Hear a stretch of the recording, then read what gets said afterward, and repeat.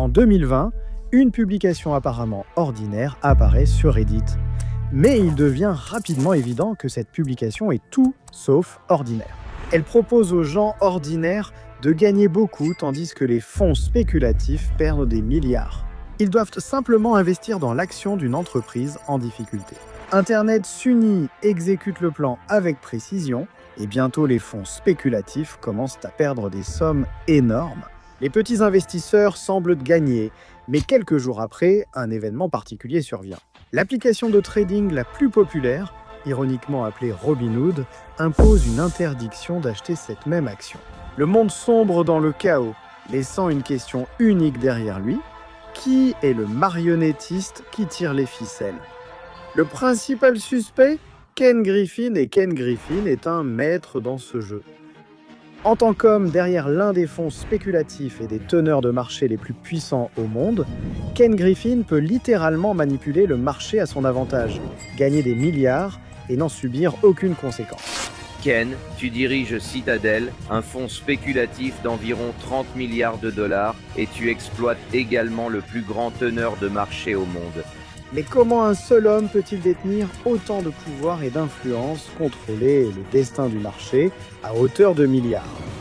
Pour faire partie des grands, il va falloir faire des sacrifices. Pour comprendre cela, il faut remonter au 15 octobre 1968 à Boca Raton, en Floride. Le marché se trompe rarement complètement et les livres d'histoire sont remplis de personnes plus intelligentes que le marché qui ont tout perdu. Né dans un environnement aisé, Ken Griffin n'a qu'un seul objectif, gagner beaucoup d'argent. Avec la domination d'International Business Machines Corp. Sur la ville, les ordinateurs semblent être le ticket en or. Ainsi, alors qu'il est encore au lycée, il apprend seul à devenir un programmeur professionnel. Dès la 11e année, il dirige déjà une entreprise de logiciels éducatifs depuis sa propre chambre. J'ai toujours aimé résoudre des problèmes, et le business consiste à résoudre des problèmes pour répondre aux besoins des consommateurs. Cependant, en 1986, Ken Griffin entre à Harvard avec des rêves de conquérir Wall Street. À l'époque sombre où l'on utilisait encore une machine à écrire. J'ai tapé à la machine environ 13 candidatures différentes pour l'université. D'accord. Quelle est ta chance d'être accepté dans chacune des 13 universités où tu as postulé?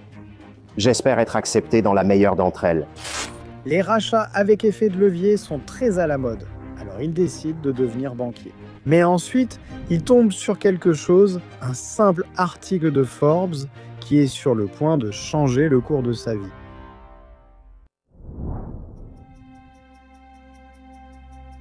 L'article suggère que l'action du réseau de téléachat est surévaluée. Griffin est d'accord, alors il ouvre son premier compte de courtage et achète des options de vente. Mais alors qu'il vend ses options avec enthousiasme, Griffin se rend compte que son gain est inférieur à ce qu'il attendait. Il demande une explication à son courtier qui lui parle de l'écart entre le prix d'achat et le prix de vente à Wall Street. Griffin est frustré que son bénéfice soit plus faible et que quelqu'un d'autre empoche des gains sans risque. Alors il s'enferme pendant des heures à la bibliothèque, dévorant des théories financières. Et alors qu'il feuillette le guide boursier Standard & Poor's, un trésor caché attire son attention.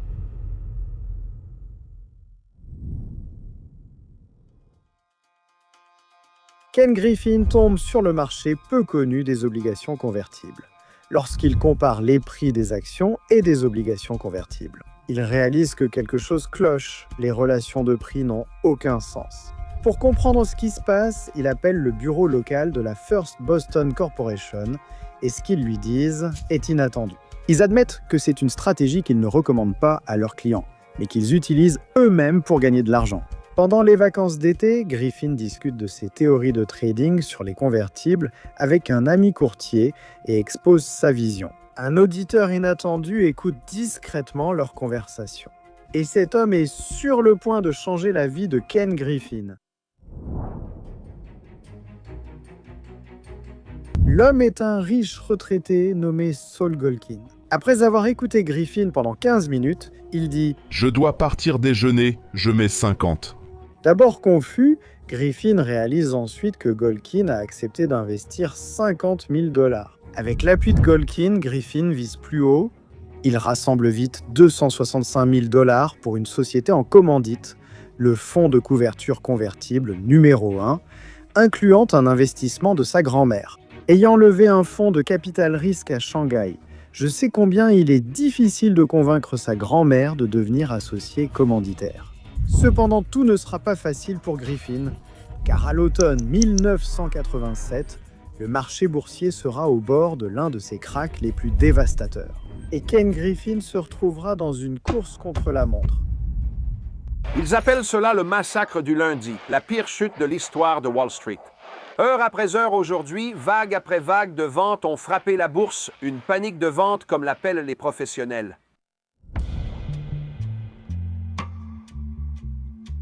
Le tristement célèbre lundi noir de 1987 provoque une onde de choc sur le marché boursier le 19 octobre. 1987, un jour qui deviendra connu sous le nom de lundi noir. Le Dow Jones a chuté de 22,6%.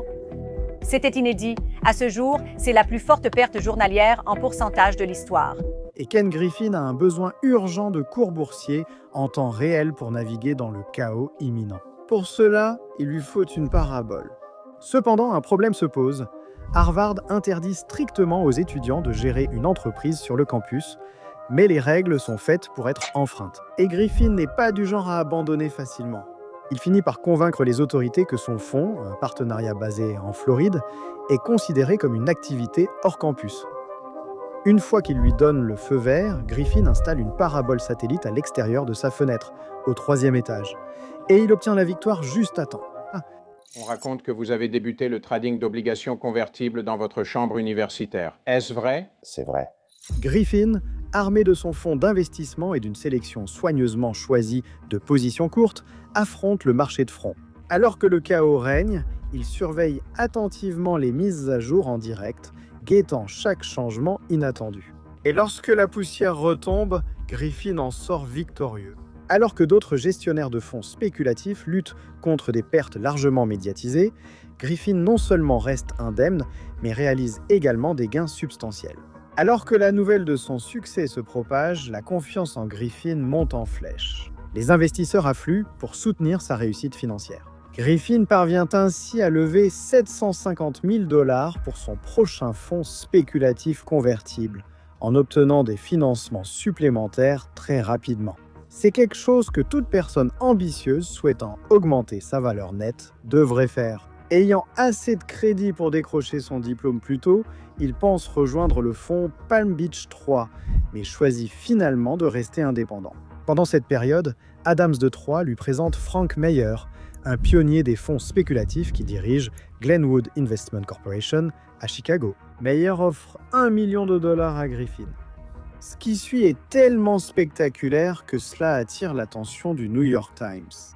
Un rendement d'un an de 70%, Frank Meyer est impressionné. L'année suivante, il aide Griffin à lever $4,6 millions pour lancer son fonds spéculatif. Et cela marque la naissance de l'un des fonds spéculatifs les plus légendaires que le monde ait jamais connu. Sur cette chaîne, nous savons tous à quel point une carrière dans la haute finance est convoitée aujourd'hui, principalement parce que c'est l'une des meilleures voies pour lancer un fonds massif un jour. C'est aussi très bien payé, mais la majorité des candidats échouent chaque année à la candidature. Le groupe d'investissement Citadel connaît un succès fulgurant, acquérant des actifs en difficulté dans les années qui suivent. Ces fonds affichent des rendements remarquables de 43% en 1991 et 40% en 1992. Au début des années 2000, Ken Griffin fonde le teneur de marché Citadel Securities. C'est une évolution logique pour un homme qui, autrefois frustré par l'écart entre l'offre et la demande de Wall Street qui grignotait ses profits, profite désormais des traders, tout comme son jeune lui-même. Puis en 2002, la tempête parfaite frappe. L'effondrement tristement célèbre d'Enron. Citadel saisit ce moment de vulnérabilité sur le marché de l'énergie et recrute rapidement une équipe d'anciens traders d'Enron. En 2003, à seulement 34 ans, Ken Griffin décroche sa place comme plus jeune membre du Forbes 400, affichant une fortune nette de $650 millions.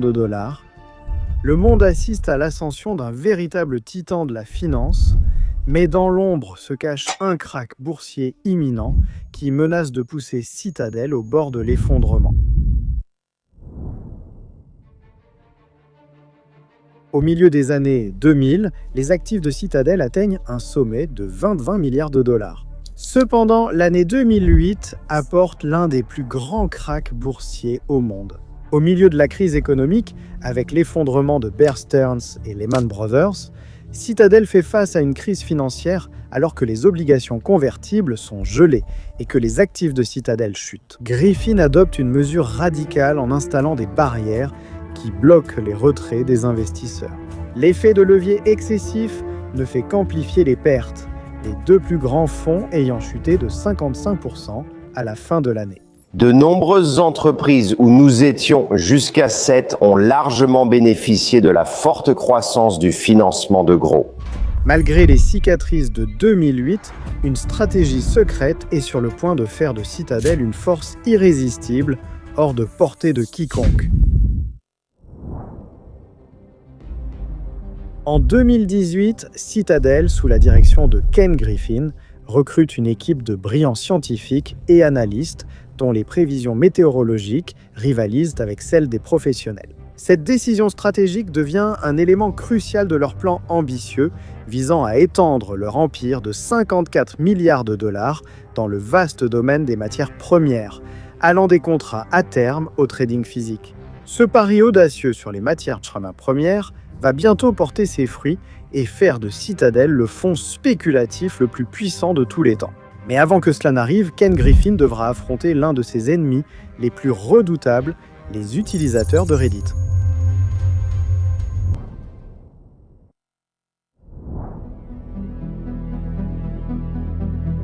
Au cœur de cette histoire se trouve GameStop, une entreprise confrontée à une baisse de ses performances. Les fonds spéculatifs attendaient que GameStop fasse faillite. Ils ont donc parié massivement contre son action, s'attendant à ce que son prix chute jusqu'à zéro. Même quand l'action GameStop est tombée à 2,50 $, les fonds spéculatifs ont gardé leur position courte au lieu de les clôturer.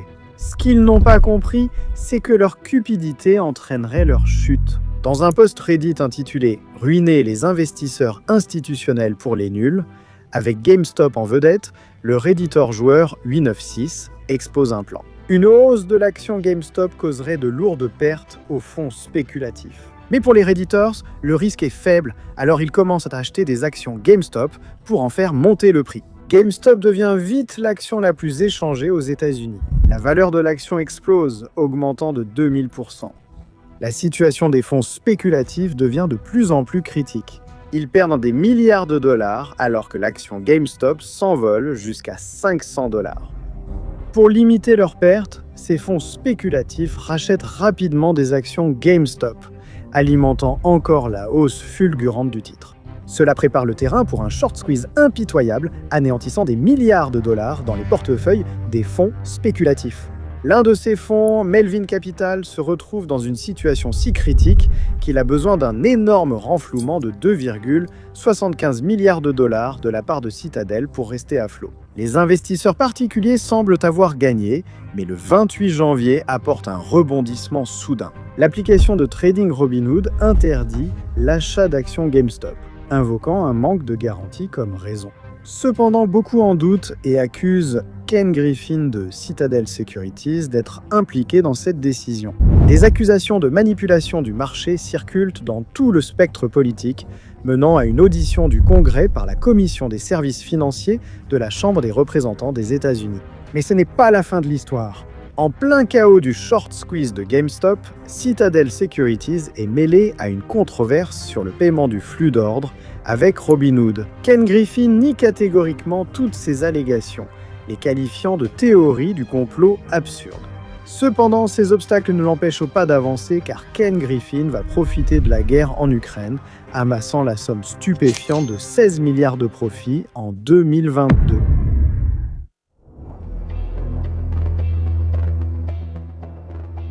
Dans le chaos de l'année dernière, l'agression de la Russie envers l'Ukraine a profondément bouleversé les marchés. Cela suscite des inquiétudes concernant les sanctions et les pénuries d'énergie, alors que les prix flambent en mars et atteignent des sommets inédits en août. Citadel saisit une opportunité en or. Après tout, ils sont dans le secteur des matières premières depuis plus de 10 ans, ayant embauché d'anciens traders d'Enron en 2002. Le marché du gaz, autrefois calme, reprend avec l'assouplissement des restrictions Covid-19 et l'invasion de l'Ukraine par la Russie. Cette imprévisibilité, avec des prix d'abord en hausse en mars puis à des niveaux records en août, a généré de nombreuses opportunités de transactions lucratives. Et Citadel est parfaitement positionné pour tirer parti de cette situation. Les experts de Citadel peuvent facilement suivre et analyser l'approvisionnement en gaz naturel grâce à leurs grandes équipes de recherche. Ils peuvent également accéder à différents prix du gaz provenant de divers endroits aux États-Unis et au-delà, qu'ils peuvent utiliser pour le trading. Mais le véritable défi se trouve ailleurs. Ils doivent prédire la quantité exacte de gaz dont les gens auront besoin.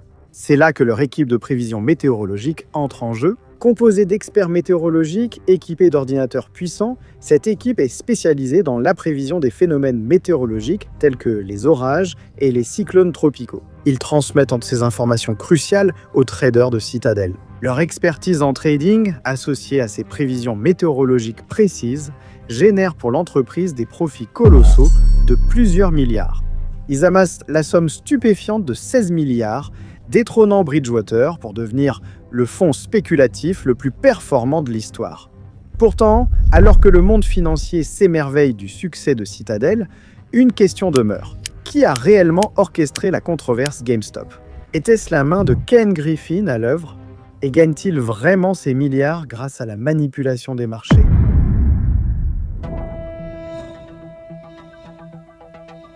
La question de savoir si Ken Griffin était réellement le cerveau derrière la saga GameStop reste un sujet de débat. Citadel maintient son innocence en affirmant qu'ils n'ont enfreint aucune loi. Actuellement, la Securities and Exchange Commission enquête sur Citadel Securities pour leur implication présumée, les conclusions étant en attente et les accusations incertaines. Pourtant, tout cet épisode soulève effectivement des questions cruciales sur le pouvoir des sociétés de Wall Street à influencer les prix des actions et sur l'équité des marchés financiers pour les investisseurs particuliers. Alors que la résolution de cette saga reste entourée d'incertitudes, une figure se tient au centre. Ken Griffin. Ses motivations, ses actions et les conséquences glaçantes qui en découlent laissent une empreinte durable et obsédante sur le monde de la finance. Cela nous laisse avec des questions persistantes sur les dynamiques de pouvoir dans les marchés financiers modernes. Et en parlant des marchés financiers, ne manquez pas notre documentaire sur l'homme qui a résolu les marchés financiers et qui fait passer les rendements de Warren Buffett pour ceux d'un véritable amateur.